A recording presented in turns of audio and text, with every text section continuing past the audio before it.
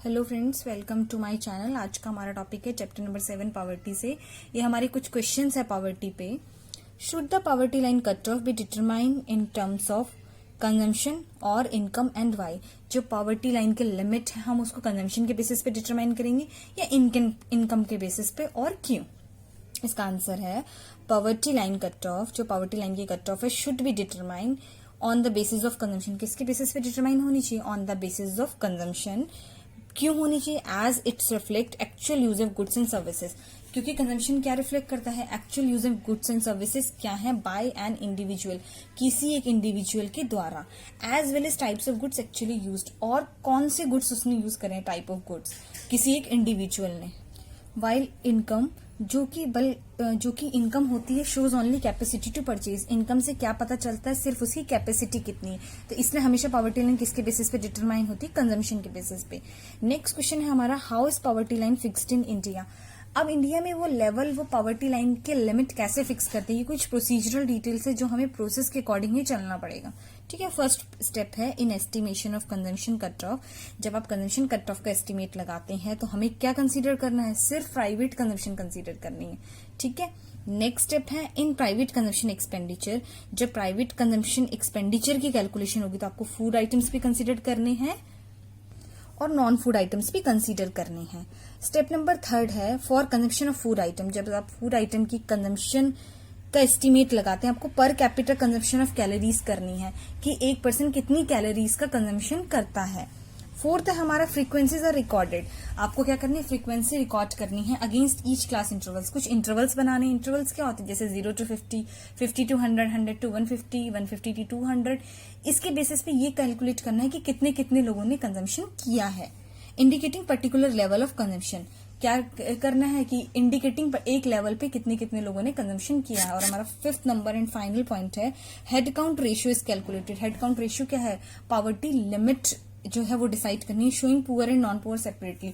Poors के लिए अलग करनी है, नॉन पुअर्स के लिए अलग, for rural and urban areas. और रूरल और अर्बन एरियाज के अलग अलग करनी है क्योंकि इनके कंजम्पशन पैटर्न में डिफरेंस है।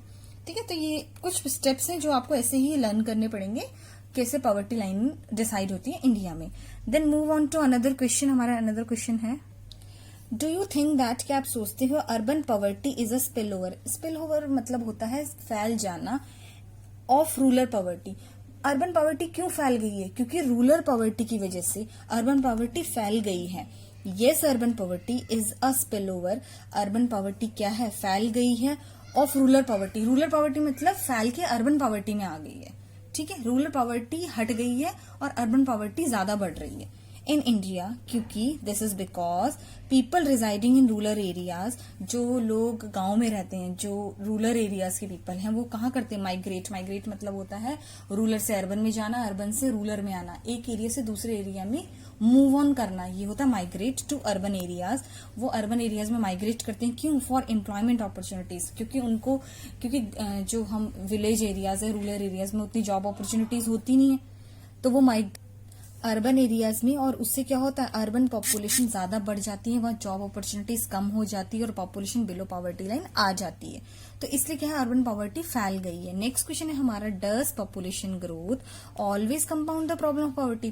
कंपाउंड मतलब होता है बढ़ना, इंक्रीज होना। क्योंकि जैसे आपने बैंक्स में पढ़ा है ना, कंपाउंड इंटरेस्ट, वैसे ही है जो पॉपुलेशन की वजह से पॉवर्टी बढ़ रही है। तो इसका आंसर क्या है? इसका आंसर है yes, population compounds problem poverty. Population की वजह से क्या होता है? पॉवर्टी की प्रॉब्लम बढ़ती है ड्यू टू मेजर पॉपुलेशन। ज्यादा पॉपुलेशन की वजह से क्या है? India is burden with unemployment. India में क्या है? अनएम्प्लॉयमेंट है, क्योंकि जॉब अपॉर्चुनिटीज कम है और उसको करने वाले लोग ज्यादा हैं। Higher unemployment implies higher poverty. ज्यादा अनएम्प्लॉयमेंट होगी तो मतलब ज्यादा पॉवर्टी होगी। Then move on to another question. Question number third हमारा है, व्हाट इज MGNREGA।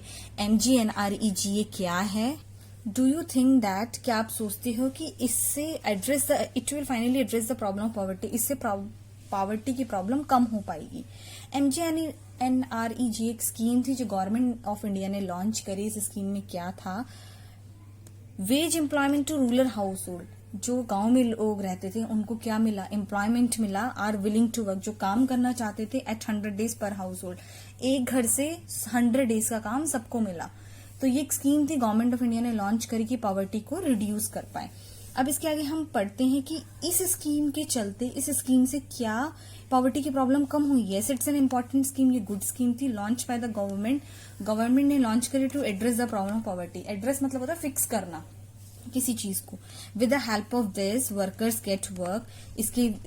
इसकी हेल्प से क्या हुआ, लोगों को काम मिला for engaging in activities like construction of building, bridges etcetera. लोगों को किसमें काम मिला, एक्टिविटीज में, जैसे construction of building, bridges etcetera. Government ने ऐसे स्कीम लॉन्च करी, ऐसे इनिशिएटिव लॉन्च करे। Workers get work and there poverty level reduces. लोगों को काम मिला तो उनको वेजेस मिली और उससे क्या हुआ, उनका पॉवर्टी लेवल कम हो पाया। Then move on to another question. Question number 4 है, व्हाट इन योर ओपिनियन, आपके ओपिनियन से, is the lasting solution to the problem of poverty. क्या लास्ट सॉल्यूशन है पॉवर्टी को सॉल्व करने का? आंसर है generating more and more employment. क्या करना पड़ेगा, ज्यादा से ज्यादा रोजगार जनरेट करना पड़ेगा इन एवरी सेक्टर, हर सेक्टर में, to improve the living standard of people, जिससे लोगों का लिविंग स्टैंडर्ड इंप्रूव हो पाए। एंड इरेडिकेट पॉवर्टी, इरेडिकेट होता है एलिमिनेट। जैसे जैसे उनको अपॉर्चुनिटी मिलेगी, जॉब करेंगे, उनको इनकम जनरेट होगी और उससे क्या होगा, वो अपनी मिनिमम रिक्वायरमेंट्स को फुलफिल कर पाएंगे और पॉवर्टी एलिमिनेट हो पाएगी। For example, agriculture should be develop with modernise way. Agriculture को क्या करना चाहिए, डेवलप करना चाहिए मॉडर्नाइज वे से। मॉडर्नाइज वे होता है यूज ऑफ इरिगेशन फैसिलिटीज, अलग अलग इरिगेशन फैसिलिटी यूज करना, फर्टिलाइजर्स यूज करना, so that farmer gate employment, लोगों को जॉब मिले, ज्यादा से ज्यादा एग्रीकल्चर प्रोड्यूस हो, ज्यादा से ज्यादा इनकम जनरेट और लोग पॉवर्टी से अबव आ पाए, पॉवर्टी लेवल से। तो ये एक वो है जनरेटिंग मोर एम्प्लॉयमेंट का है एक फाइनल सॉल्यूशन है पॉवर्टी को एलिमिनेट करने का। तो thank you student for watching my video. Thank you.